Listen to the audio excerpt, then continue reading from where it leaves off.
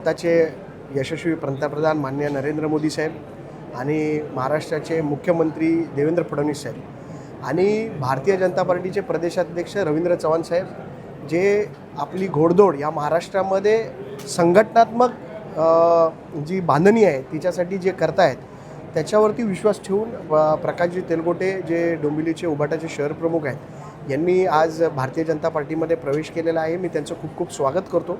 Bharatiya Janata party हा एक परिवार आहे आणि या परिवारामध्ये मी त्यांचं सहर्ष स्वागत करतो।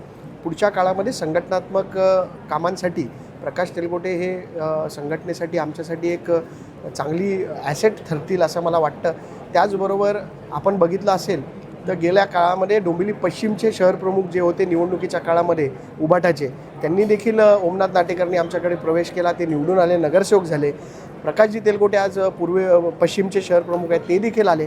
असे असंख्य अजून उभाटाचे जे कार्यकर्ते आहेत ते येत्या काळामध्ये भारतीय जनता पार्टीमध्ये प्रवेश करणार आहेत। आमचे जिल्हाध्यक्ष नंदूजी परब आणि आम्ही त्यांच्या प्रवेशासाठी आम्ही आता प्रयत्न करतो आहे आणि लवकरच आपण बघाल तो मोठ्या प्रमाणात भारतीय जनता पार्टीमध्ये प्रवेशाची रांग लागेल असं आम्हाला वाटतं आणि येत्या काळामध्ये भारतीय जनता पार्टी कल्याण डोंबिवलीमध्ये पूर्णपणे मजबूत करण्याचं काम आमच्याकडनं होईल असं शिवसेनेच्या शिंदे गटातील ते आता प्रदेशाध्यक्ष साहेब ठरवतील। आता निर्णय झाला ना एकामेकाचे प्रवेश करून घ्यायचे नाही म्हणून आम्ही थांबलो आहे सध्या।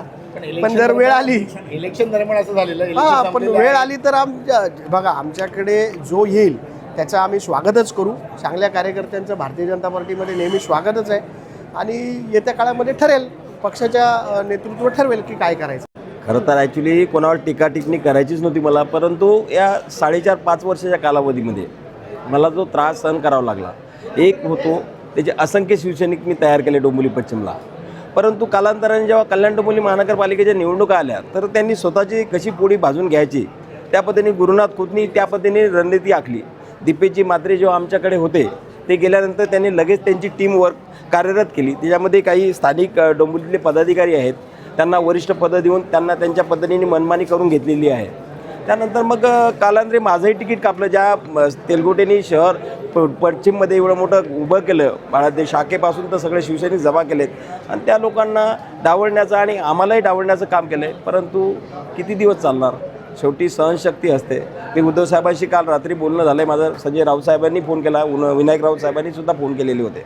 त्यांनी सांगितलं मला 1:30 वाजताची मातोश्रीवर माझी बैठकसुद्धा होती आजची, परंतु वेळ निघून गेलेली होती। रविदादांशी माझे गेले 2009 पासून संबंध आहेत, ते जरी आमच्यासमोर नसले तरी मागून त्यांनी नेहमीच सावलीसारखी साथ दिलेली आहेत।